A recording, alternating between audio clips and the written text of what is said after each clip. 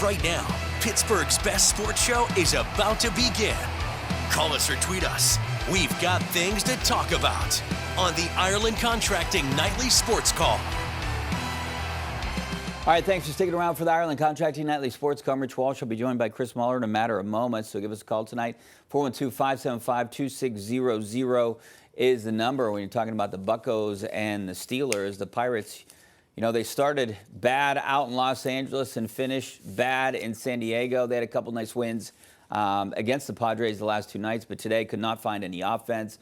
Only 5 hits. They were 1 of 13 with runners in scoring position, left 10 on. Not a good day. Bubba Chandler, okay, 5 2/3. 4 hits, 2 runs, but you know, if you're not getting any help and you're not scoring any runs, you're not going to do anything. You know, this was a really good chance to make up some ground if you still had that glimmer of hope in the wild card. Now they're 7.5 games back. If you win this game here today, then you sweep the Padres, the team that you're chasing. Then you're going up against the Cardinals, another team that you're chasing, and maybe you're back into this at some point. I know Chris and I talked back on August 12th, and we said it was over. We put a fork in them. But after you win 2 against San Diego and maybe you win 1 here today, well, they didn't, but maybe could have put themselves kind of back in it with 27 games left. I mean, even going 2 out of 3 the rest of the way, I don't think that even gets it done. Rich, you're talking like a man who was desperately hoping and wanting this to happen, and even though you actually said that, you know, they were dead in the water on August 12th, you didn't actually mean it. But this game was a microcosm of the Pirates' season thus far. Really, this West Coast swing, they probably could have taken 2 from the Dodgers, at least gotten 1 and not gotten completely wiped out, but had every chance to win the first 2 games of that series. And then with a chance to maybe make it interesting by sweeping the Padres, they get 2 on, nobody out, I think, 3 or 4 separate times. And then other than O'Neal Cruz, who walked once in one of those situations and got struck out by a pretty good pitch, to be honest, in the other, they delivered some of the worst quality plate appearances, at bats, whatever, that you will ever see from a team that is trying to crack a shutout that's being pitched against them. You know, kind of close, but not really. Story of the 2026 Pirates, and that was the story of their attempt to sweep this baseball team that they're chasing down here not very well. They're chasing by staggering, Rich. It's like, you ever see a zombie movie? Yeah. Zombie just kind of shambles around, and except they end up getting there. The Pirates are just shambling like this after the Padres. They're trying, but they're not really going anywhere. I respect that you have Bucco fever.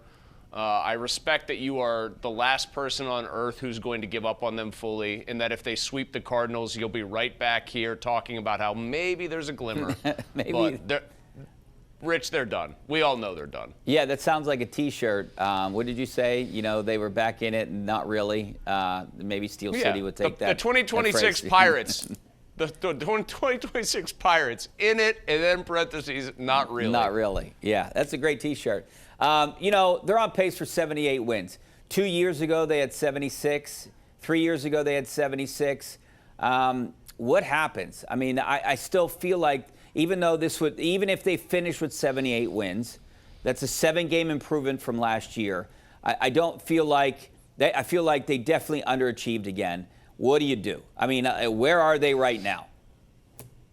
I mean, Ben Cherington, I don't think deserves to keep his job. They'd have to have like a crazy month of September. They have 24 games, Rich, in September.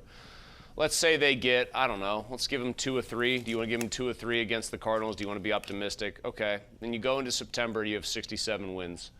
If you go into September with 67 wins, you better walk out of there with something pretty absurd, like, I don't know, 83 wins at least.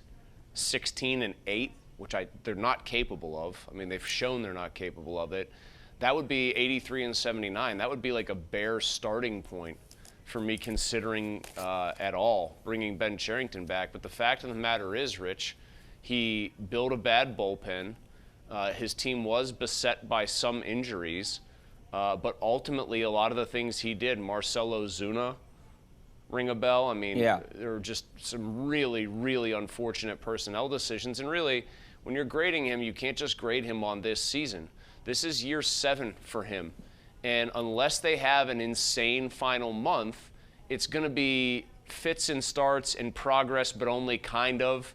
And that's just not what you expect after 7 years at the helm. I think it might be tempting for some people to make a case for him to stick around because his people drafted Griffin and Seth Hernandez and Skeens, who, by the way, looked good yesterday finally. And they, look at what they did to sort of develop a little bit more O'Neal Cruz, and his people found Esmeralyn Valdez and so on and so forth. Again, though, we're the better part of a decade in here, and they're not going to make the playoffs, and they're probably not going to have a winning season. That's unacceptable. Not addressing the bullpen earlier. We talked about this probably in May, right? They should go out and do something at some point, and they really didn't. They try to, piece work it. They try to figure out something.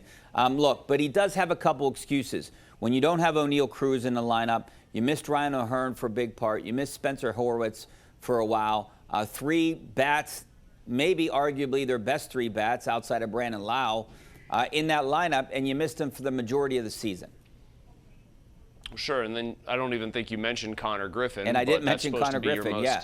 You're right. Well, he and Cruz are your most dynamic actual baseball players. I mean, we've seen Cruz, even though he hasn't had a ton of hits since he's been back, look at some of the ones he has had, just, a moonshot home run to tie a game, a laser beam to win a game. So, yeah, he's been hamstrung, but you're not going to find a sympathetic person here in me because everybody has injuries. Every team deals with injuries. Every GM has to have their team overcome some sort of injury. I mean, the Dodgers have a ton every year. I know that it's apples to oranges when it comes to resources here, but other than like this sort of idea of hope and that he's building something, Rich, be honest. Like, what have you seen from Ben Cherington that justifies his continued existence as Pirates GM? You can fire him. And then you can tell his replacement, hey, there is a nucleus here. It's your job to augment it. And that guy can bring in a new field manager if he wants to. But there is not really like an actionable reason to keep Ben Cherington around unless this team goes 22-2 in the month of September. Yeah, and even at that point, I don't know. I think there needs to be a change right there. There needs to change something. I mean, they did get the offense going for the first part of the season, not so much in the second part of the season. Just things fell apart that you counted on. I mean, he counted on a closer. That didn't work out. No one really counted on this offense to be that dynamic in the first half, and it worked out. But you didn't think the bullpen would be this bad. But I think he has to take the majority of the blame, and I'm with you on that. I think maybe you go in a different direction and see what happens. All right, we got to go in a different direction. We got to go to break. Coming up next, we'll take your phone calls. 412, also answer this Penn West University question of the night. Just scan that QR code in the right-hand corner of your screen. Which quarterback do you expect to see better play from tomorrow, Drew Aller or Will Howard? 56% of our viewers right now say Will Howard. So we'll answer that question, and your phone calls coming up next. Stay right there.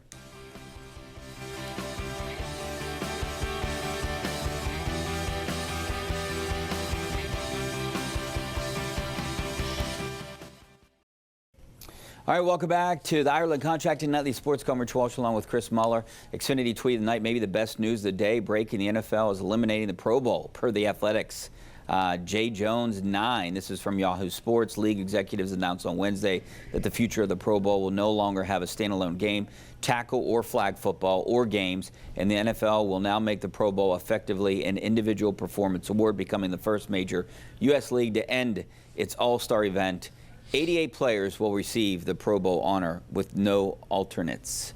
Do you like it? I do. Only all-star game I like is the Major League Baseball one. Well, I think the problem that the Pro Bowl has always faced really since the big money era of football really started, and it wasn't like we had JT Thomas on the show yesterday, Rich, and he talked about how guys would try to last 5 years in the league to get their vested pensions and get some seed money for wherever their business ventures were going to be post-football. Now football is the business venture, right? So when the money got crazy, the game just got more and more risk-averse. Teams got more risk-averse. You weren't going to get Sean Taylor blowing up Brian Moorman on a fake punt anymore. And that's the big problem. The other 3 all-star games, baseball's for sure, but even basketball and hockey, they can like vaguely resemble the sport as it's supposed to be played, like with much less defense until probably the very end in basketball and really not at all in hockey. pro football does not resemble what was played at the Pro Bowl for the last several years. So I think this is a long overdue change. And you know what? They've made the Pro Bowl designation matter again. So you're going to have, when you try to like evaluate a player, you could go back to the 70s and say all pros are great, but also if this guy was a 6-time Pro Bowler, he was a pretty darn good player.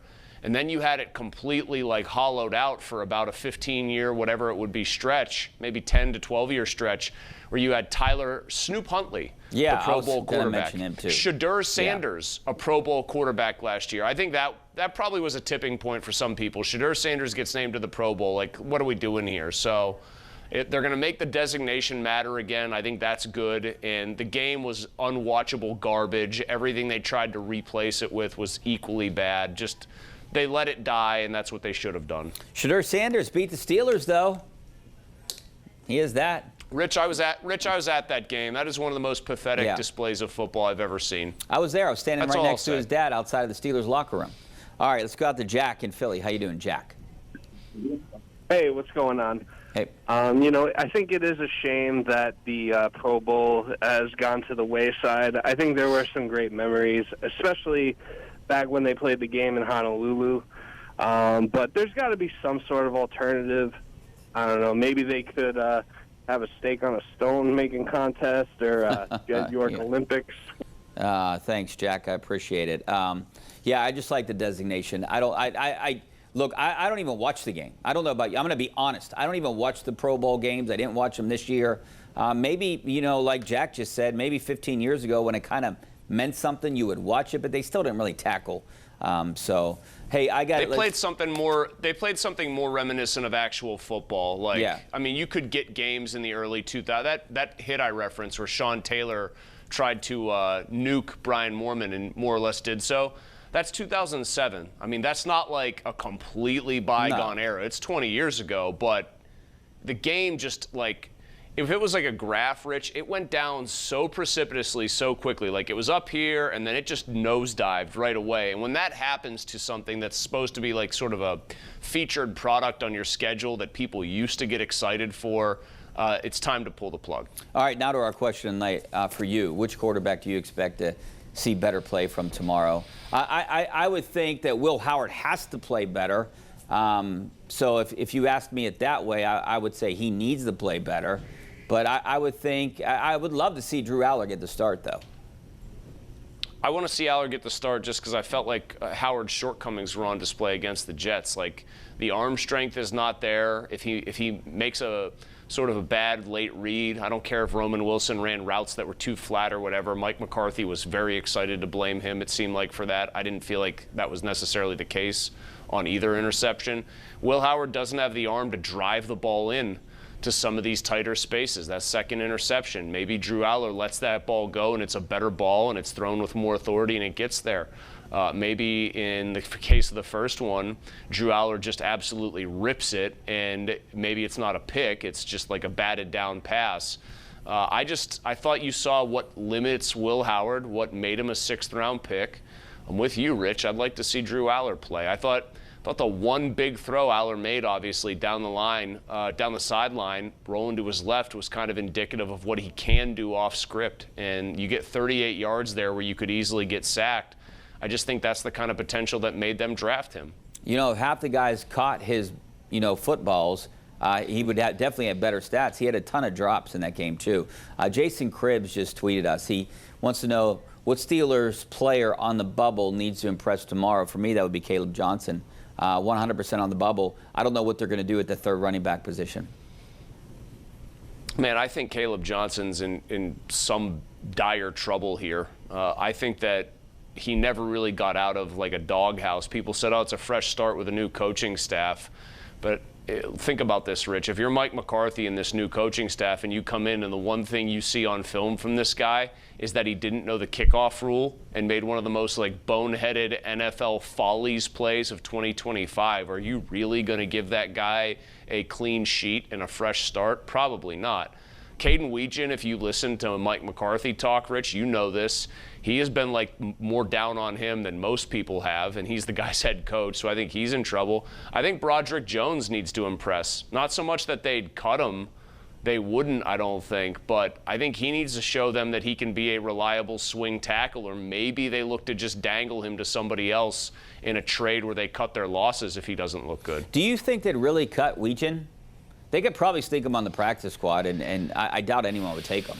I feel like they might not be able to, though, because there might be a team that doesn't fancy him as anything other than a kick returner that decides he's worth the gamble. Like, that was the Steelers' whole rationale in picking him. I think it was an indefensible pick at the time.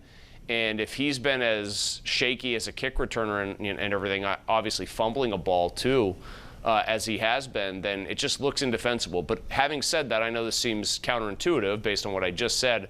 I do think another team would take a shot on him and just say, if we hit on this, we didn't have to draft him. We just, picked him up before they could get him to the practice squad. He didn't clear. It's a small cost move for somebody else. It's what you should do for a kick return specialist. But he was expected to go in the 7th round, maybe an undrafted free agent. I thought the Steelers really reached for him, right? Terrible pick. Terrible pick. It was a terrible pick in principle because they thought they were outsmarting everybody else in picking one of the most one-dimensional players you could possibly imagine in the mid-rounds where you can still get useful guys. Yeah, I mean, I do know, like, Mike Washington, the Arkansas running back, was still there. He's a good returner. Who was the other guy? Skylar Bell, I think. Is that who am I thinking of? There's another guy, the Connecticut guy. All right, we got to take a break. Back in a couple minutes.